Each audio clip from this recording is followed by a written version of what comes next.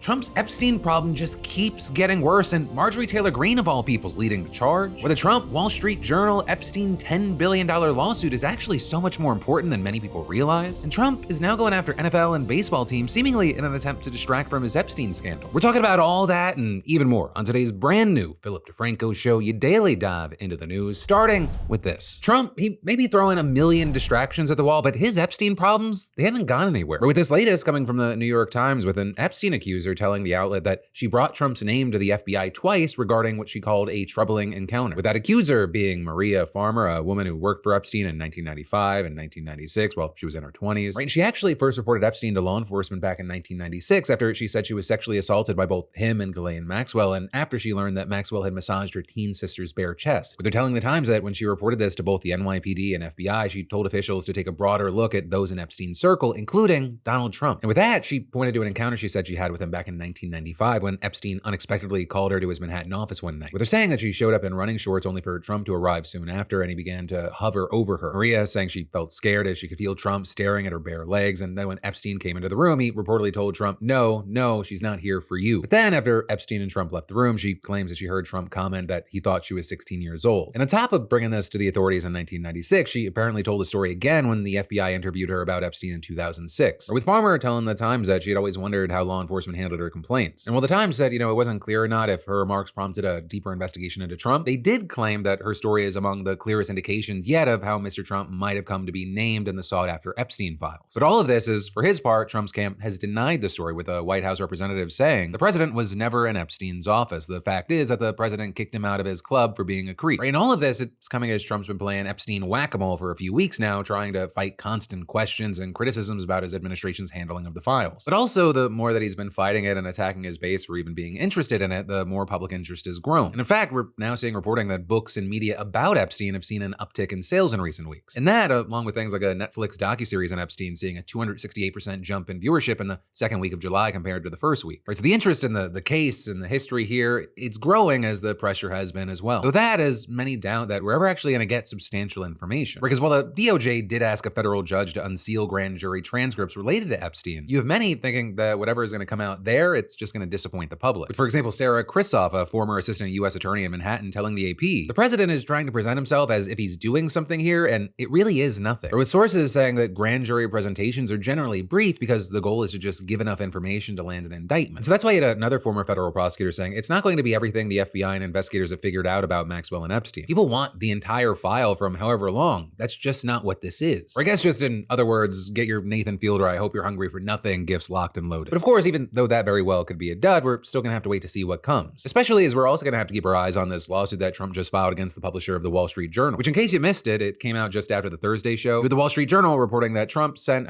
let's call it a super sus birthday card to Epstein back in 2003. Or with the report saying that Ghislaine Maxwell had compiled letters from dozens of Epstein's friends as a birthday gift, and one was from Donald Trump. And they reported that that letter included a drawing of a naked woman with his signature mimicking pubic hair, with it then also featuring a sort of imaginary scripted conversation between Trump and Epstein that notably ended, a pal is a wonderful thing, happy birthday, and may every day be another wonderful secret. Though there you had Trump denying the authenticity of the letter, saying, this is not me, this is a fake thing, it's a fake Wall Street Journal story, I never wrote a picture in my life, I don't draw pictures of women, it's not my language, it's not my words. And, even though there is substantial evidence that Trump, I guess the word we're using is wrote quite a few pictures in his life, he still followed through on his promise to sue. With Trump accusing Dow Jones and its parent company News Corp of libel and also listing Rupert Murdoch and two Wall Street Journal reporters. And you had the suit claiming that, quote, defendants concocted this story to malign President Trump's character and integrity and deceptively portray him in a false light. But there you have the Journal standing by its reporting, with a spokesperson for Dow Jones saying, we have full confidence in the rigor and accuracy of our reporting and will vigorously defend against any lawsuit. Now that said, while we wait to see how things play out, there are two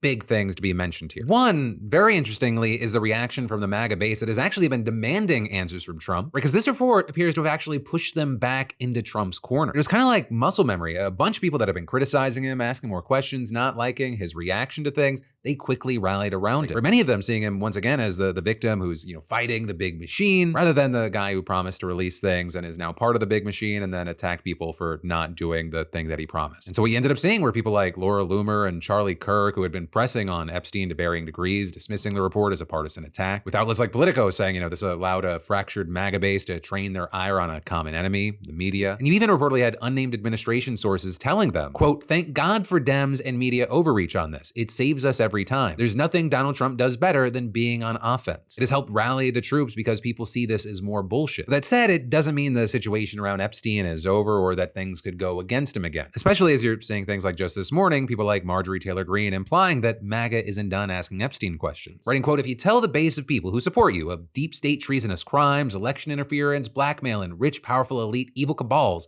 then you must take down every enemy of the people. If not, the base will turn and there's no going back. Dangling bits of red meat no longer satisfies. They want the whole steak dinner and will accept nothing else." Right, and all of that is the second big thing is we have to keep our eyes on this lawsuit because it is just one of a number of media lawsuits that we've seen, with previous ones being settled and experts saying this is setting up a very dangerous situation for the media and even the integrity of our democracy. And whether or not Murdoch and the Wall Street Journal and everyone involved here, they win, lose, or settle, it could set the stage for whatever the hell the next few years are going to look like. And then in other big news, Donald Trump, he actually appears to be suffering from a new medical condition called distract from Epsteinitis. And now the latest symptom is that Trump is threatening to hold up Washington's stadium deal if the Commanders don't change their name back to the Washington Redskins. Because if you're not familiar, back in 2020, the NFL team based in Washington, D.C. announced that it was going to drop its incredibly controversial name, Redskins, during a broader push against racism and police brutality. Right, so they've had the name Commanders since the 2022 season after an especially awkward interim period where they were the Washington football team. And, obviously there were a lot of different opinions here. You had many against the Redskins name. You also had a lot of backlash to ditching that name. But either way, what you had was Josh Harris, whose group bought the Commanders from former owner Dan Snyder back in 2023, saying earlier this year that the new name was here to stay. But enter Donald Trump, who said yesterday that he wants the Commanders to revert their name back to the original name, with him claiming that the team would be, quote, much more valuable if it did. But also, he did more than express a preference, with him saying in a post on Truth Social, "I may put a restriction on them that if they don't change the name back to the original Washington Redskins and get rid of the ridiculous moniker Washington Commanders,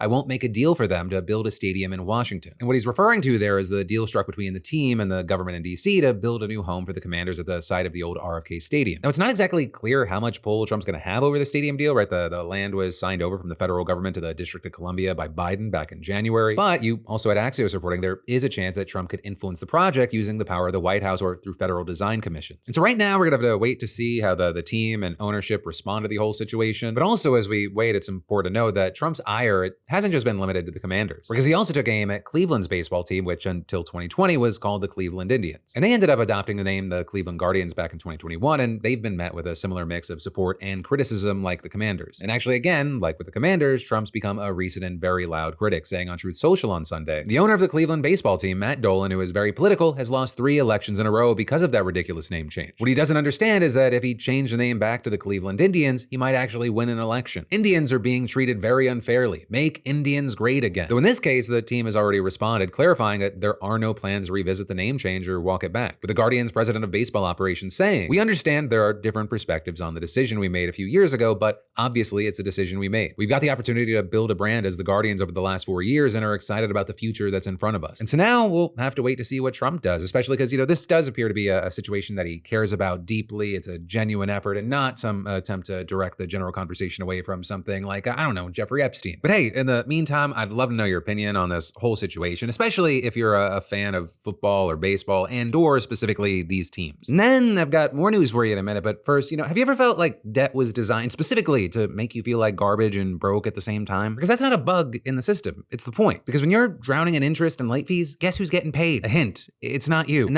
that's where today's sponsor, PDS Debt, comes in. Credit card companies profit off of your panic. Lenders win when you lose. The system isn't broken, it's rigged. But PDS Debt, they're flipping the script. They help people crushed by credit cards, personal loans, and medical bills actually get out. No minimum credit score, no shame, just actual human beings looking at your situation and helping you make a plan. Because we've all seen the horror stories. People going from paycheck to paycheck, stressed, just overwhelmed, but also others finally able to breathe again. And these guys are legit A+ rated with the Better Business Bureau, thousands of glowing Google and Trustpilot reviews, right? Because they don't just throw you a Lifeline, they help you climb out. And I mean, you could be 30 seconds away from being debt free. Just go get your free assessment and find the best option for you right now at pdsdebt.com/DeFranco or scan that QR code. That's pdsdebt.com/DeFranco, or the QR code's on screen. So just scan that thing and take the first step. And then next up in the news, the Trump administration has defied more than a third of court orders against it. And in at least one case, officials literally joked about telling judges, fuck you. Right? That in part is the finding of a new Washington Post examination of 337 lawsuits that were filed against the White House since Trump re-entered office, with judges ruling against the White House in 165 of those cases, and the White House allegedly defying or frustrating court oversight in 57 of those, almost 35%. Which, I mean, it just puts into perspective the sheer scale of this administration's unprecedented standoff with the judicial branch. And if you believe this whistleblower who filed a complaint with the Senate last month, they know very well what they're doing. Right? And the person is Erez Ruveni, who was a decorated lawyer for 15 years at the Justice Department, including under Trump's first term when he defended the administration's immigration policy. But in April, he got fired after he told a federal judge that the deportation of Kilmar Abrego Garcia was a mistake, leading him to file this complaint. And in it, he alleges that Emile Beauvais, a top prosecutor who's taken credit for some of the Trump administration's most aggressive moves,